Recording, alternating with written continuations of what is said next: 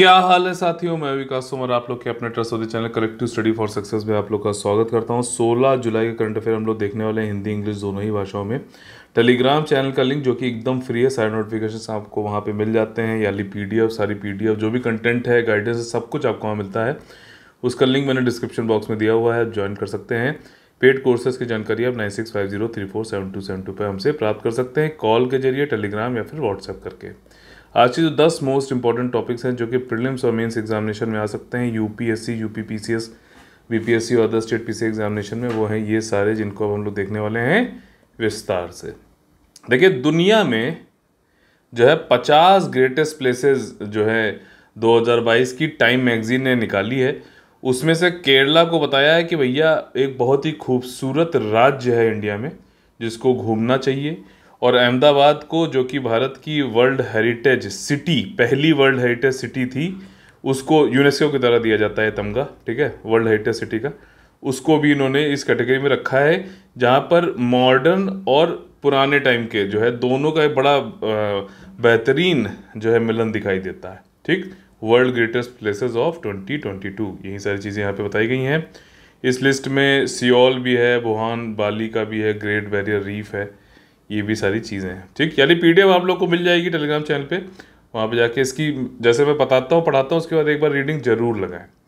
ठीक, next topic है defence security issue से Y3023 दूनागिरी। तो देखो, ये एक प्रोजेक्ट है हमारा 17A, ठीक है, जो कि फ्रिगेट से संबंधित है। देख रहे हो, ये फ्रिगेट जैसे जो दिख रहा है आपको, फ्रिगेट है प्रोजेक्ट 17A। ठीक, इससे संबंधित हम लोगों ने पीछे पढ़ा भी था, उदयगिरी, याद आ रहा है, उदयगिरी भी पढ़ा था हम लोगों ने। अभी इसको जो है हुगली रिवर में लॉन्च कर दिया गया, garden reach ship builder and engineers limited Kolkata के द्वारा। दूनागिरी एक पर्वत है उत्तराखंड में, उसके नाम पे इसको रखा गया है।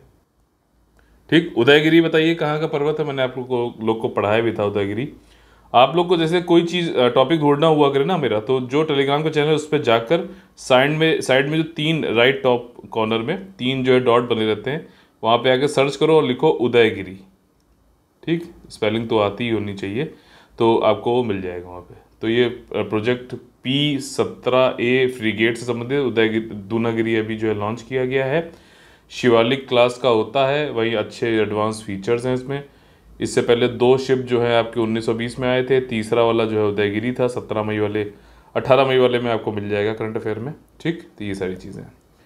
नेक्स्ट टॉपिक है राइट टू रिपेयर। ये भी हम लोग ने आपको पढ़ाया था कि मरम्मत का अधिकार। कई बार क्या होता है कि कंपनियां जो है कार तो बेच देती हैं, लेकिन उनको मरम्मत कराने के लिए आपको उनके अथोराइज डीलर पे ही जाना पड़ता है। जैसे कि मारुति है तो उसके अथोराइज डीलर पे ही जाके कराओ काम, और जो स्पेयर पार्ट भी है वो भी आपको बाहर नहीं मिलेंगे, जेन्युइन आपको वहीं से मिलेंगे, ऐसा वो लोग क्लेम करते हैं। ठीक है ना, तो ये राइट टू रिपेयर इससे हमारा छिनता है।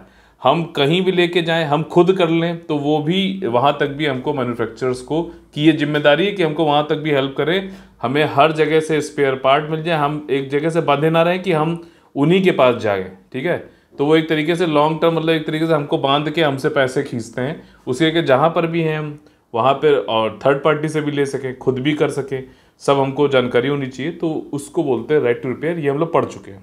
तो इसके लिए भारत में जो डिपार्टमेंट ऑफ कंज्यूमर अफेयर है, मिनिस्ट्री ऑफ कंज्यूमर अफेयर्स के अंतर्गत, तो उन्होंने एक कमेटी बनाई है एडिशनल सेक्रेटरी निधि खत्री जो है उनकी चेयरमैनशिप के अंतर्गत इनके द्वारा जो है अध्यक्षता की जाएगी, निधि खत्री जी के द्वारा। ठीक, तो ये कमेटी का नाम याद रख लेना, वो इम्पोर्टेंट है। बाकी जो है इसमें कौन कौन सी सेक्टर्स को आइडेंटिफाई किया गया है जहाँ पर राइट टू रिपेयर का हमको मिलना चाहिए अधिकार। जैसे फार्मिंग के कुछ इक्विपमेंट्स हैं, mobile phone, tablet, consumer durable, automobile का इक्विपमेंट, जैसे मैंने अभी आप लोग को एग्जांपल में ही बताया। और एक चीज़ उन्होंने कहा है कि ये कल्चर ऑफ प्लान्ड ऑब्सोलेसेंस भी का भी जो है को अरेंज करना चाहिए मैन्युफैक्चर के द्वारा। इसका मतलब क्या होता है, नियोजित अप्रचलन, मतलब कुछ ऐसी डिज़ाइन बनाओ कि वो कुछ समय के बाद वो डिज़ाइन जो है मतलब पुरानी हो जाए, गैजेट मतलब वो डिज़ाइन पुरानी टाइप की हो जाए, कोई उसका ना करे, फिर नई कोई डिज़ाइन आपको देना पड़े। ठीक, तो मैंडेटरीली उसको रिप्लेस किया जाए, तो ऐसा कुछ बनाना चाहिए। जैसे मान लीजिए 3315, एग्जाम्पल के तौर पे बता रहा हूँ ताकि समझ में आए, 3315 जो नोकिया का था, तो आज अगर आप लोग को दिया जाए तो आप क्या लोगे उसे, क्या नहीं लोगे। तो ऐसे ही कुछ मैन्युफैक्चर से कहा जा रहा है कि तुम ऐसा बनाओ ताकि आप लोग जो है आगे भी कुछ ना कुछ जो है इसको नई नई चीज़ लोगों को देते रहें। और जैसे एक होता है ना कॉन्सेप्ट की क्या होता है, डिमिनिश्ड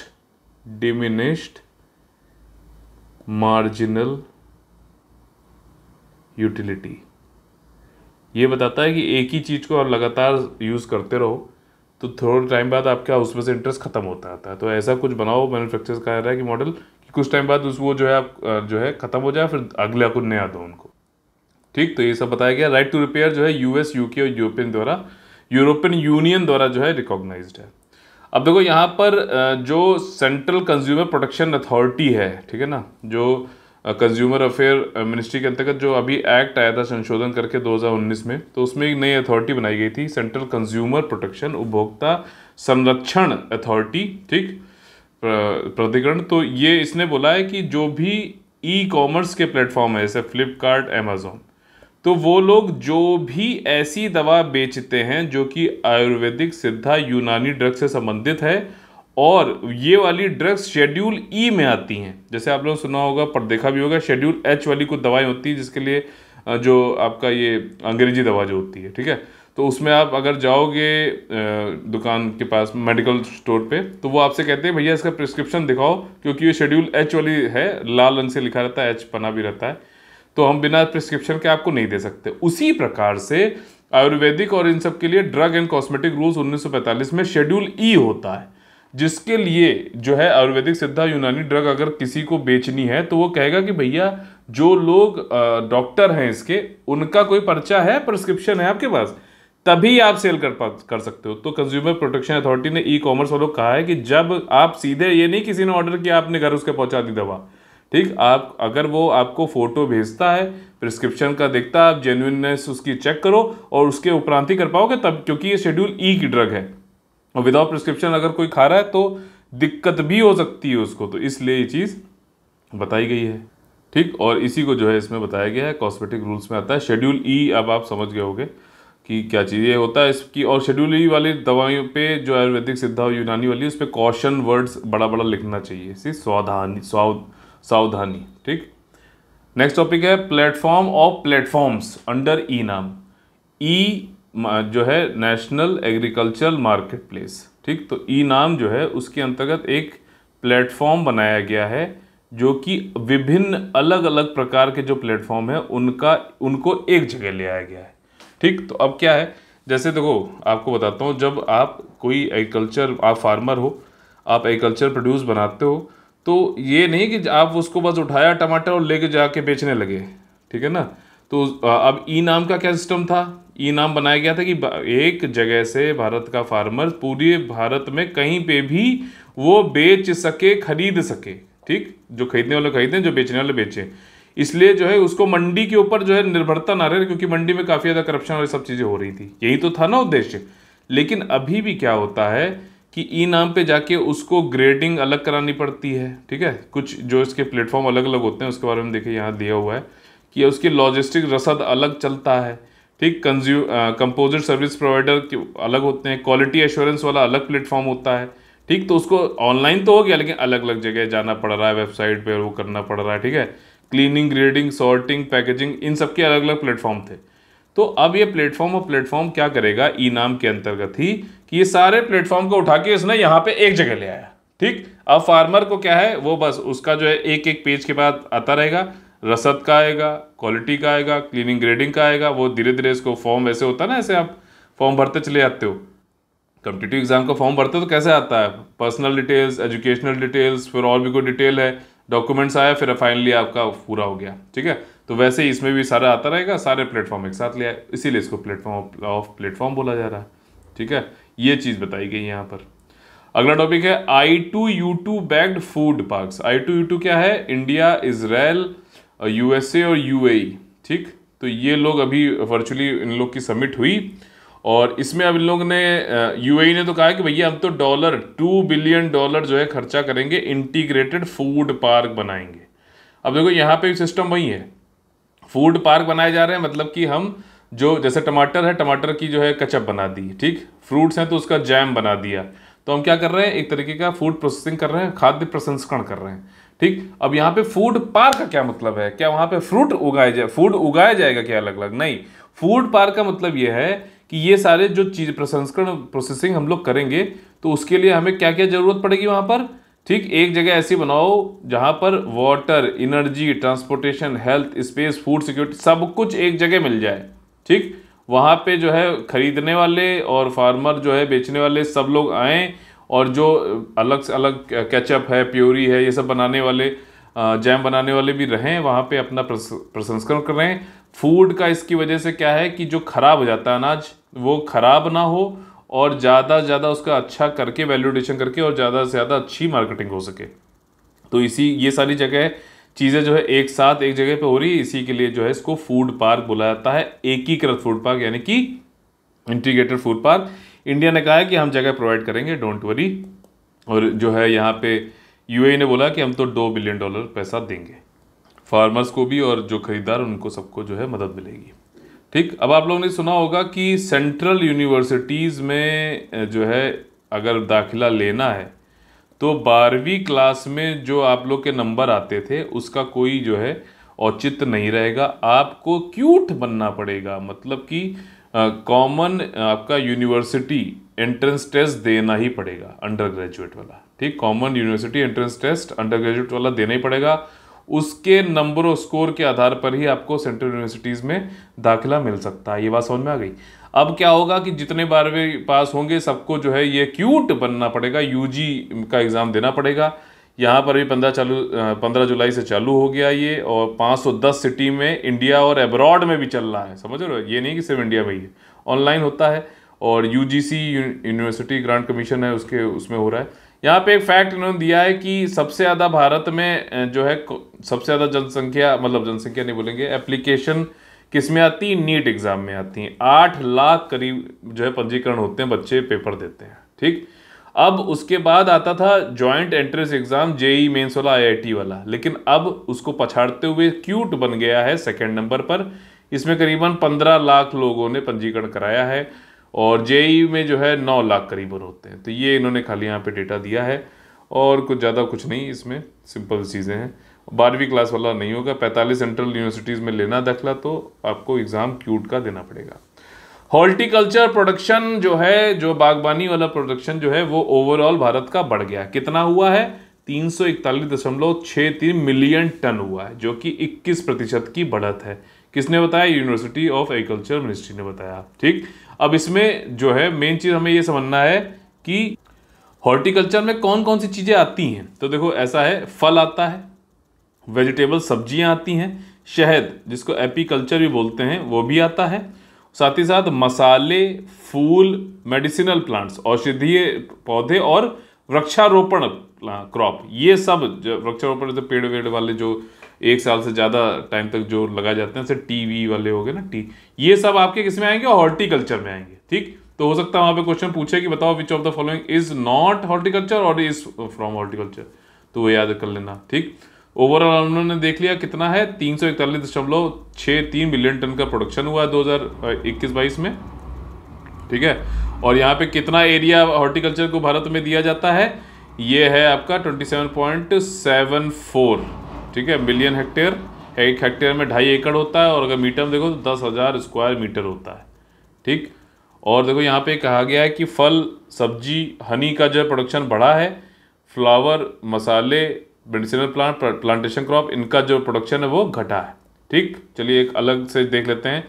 फ्रूट का प्रोडक्शन बढ़ा है, ऐसे याद कर लीजिए, बाकी आप देख लीजिएगा, पीडीएफ आप लोगों को मिल जाएगी जो है वहाँ पर, जो टेलीग्राम चैनल है अपना। ठीक, फ्रूट का जो है बढ़ा है प्रोडक्शन, और वेजिटेबल सब्जियों का प्रोडक्शन बढ़ा है। अनियन का प्रोडक्शन जो है वो घटा है, आलू का भी प्रोडक्शन जो है वो भी घटा है। ठीक, पहले 56 था, अब 53 मेट्रिक टन, वो मिलियन टन हो गया। टमाटर का भी प्रोडक्शन जो है वो घटा है। तो यहाँ पे टॉप जो था, टॉप मतलब टोमेटो, अनियन और पोटैटो, टॉप जो है वो घटा है। ऐसे करके याद कर सकते हो आप। ठीक, आसान भाषा में। अगला टॉपिक है मंकी पॉक्स। इसको हम लोगों ने काफ़ी डिटेल में पढ़ा हुआ है पहले, कि मंकी पॉक्स क्या होता है, कहाँ कहाँ फैल रहा है, जब फैल रहा था। अभी तो भारत में पहला जो है कंफर्म केस आ गया है, केरला से में देखा गया है। ठीक, यूएई में एक आदमी गया था, वहाँ से वापस आया, उसको जो है मंकी पॉक्स हुआ है।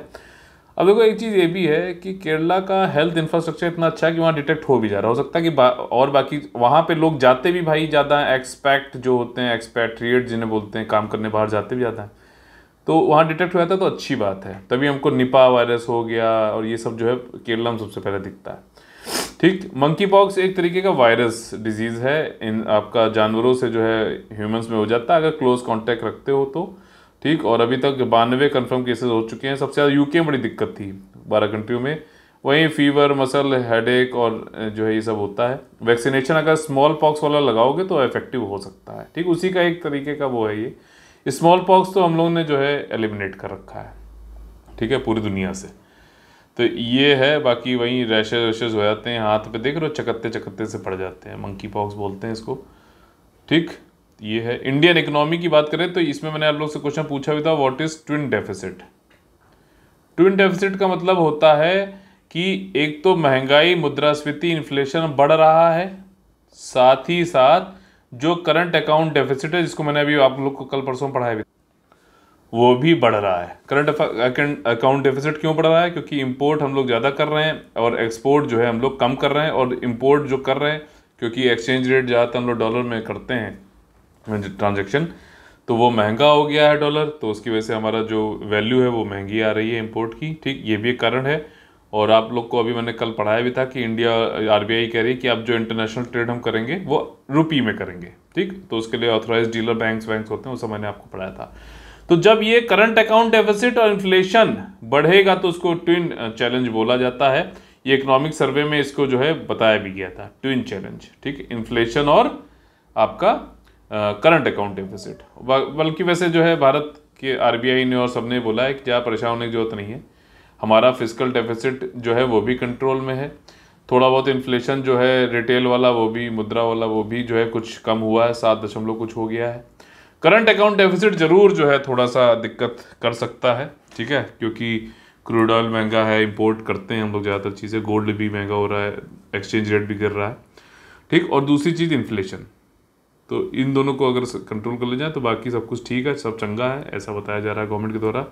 रशियन और यूक्रेन कॉन्फ्लिक्ट के 5 महीने बाद भी हमारी जो इकनॉमी है काफ़ी लचीली है, रेजिलियंट है, और यही सब चीज़ें इन्होंने यहाँ पर बोली है। ठीक है, तो चलिए आज का सेशन खत्म करते हैं, लेकिन उससे पहले हम लोग मोटिवेशन देख लेते हैं। मिली है अगर जिंदगी तो मिसाल बनकर दिखाइए, मिली है अगर जिंदगी तो मिसाल बनकर दिखाइए, वरना इतिहास के पन्ने आजकल रिश्वत देकर भी छपते हैं। ठीक है ना, तो पैसे देके कई लोग जो है मैसेज भी कर देते होंगे शायद कि सारे क्वेश्चन आपके यहाँ से ही आए, सारा जो है आपके यहाँ मैं पेड मेंबर था और सब कुछ जो बस चंगा सी, भले ही वो कभी भी सामने आकर नहीं बता पाएंगे, क्योंकि ऐसा ये सब जो कहानी है पूरी काल्पनिक है, सच्चाई से इसका कोई लेना देना नहीं है। ठीक, और 20 जुलाई से हमारा इंटीग्रेटेड 2023 वाला जो है पेड ग्रुप चालू हो रहा है यूपीएससी यूपीपीसीएस के लिए। ये कंप्लीट पेड ग्रुप है, इसमें डेली आपको टारगेट मिलेगा, स्टडी प्लान मिलेगा, daily evaluation, daily questions, daily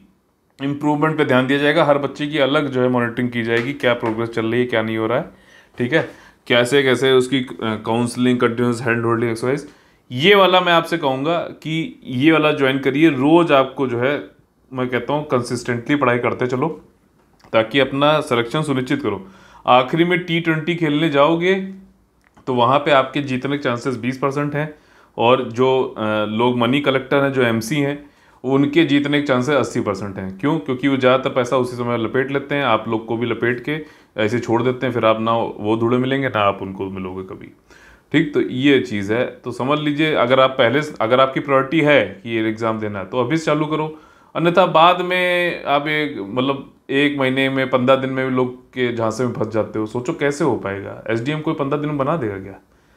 तो खैर जो भी है, आप लोग समझदार हो, ये बैंक अकाउंट डिटेल्स हैं, आप लोग जो है 9650347272 पे हमसे बात कर सकते हैं, टेलीग्राम कर सकते हैं, व्हाट्सएप कर सकते हैं। और जो 2023 वाले जो ग्रुप्स हैं उनके लिए आप 5,000 रुपये इनिशियल जो है इंस्टॉलमेंट देके आप लोग ज्वाइन कर सकते हैं। फिर हर मंथ आप लोगों को अमाउंट देना होगा इक्वल इंस्टॉलमेंट में। ठीक, तो चलिए मिलते हैं अगली वीडियो में, तब तक के लिए आप लोग से लेते हैं अलविदा। जय हिंद, जय Bharat, all the very best, वंदे वंदे मातरम। 10 बजे इसी का जो है MCQ आता है रोज, उसको जरूर किया करिए। 6 बजे आता है डेली करंट अफेयर, फिर 10 बजे MCQ आता है, उसमें मैं लाइव प्रैक्टिस कर बताता हूँ कैसे आपको एग्जाम में सोचना समझना चाहिए। जय हिंद।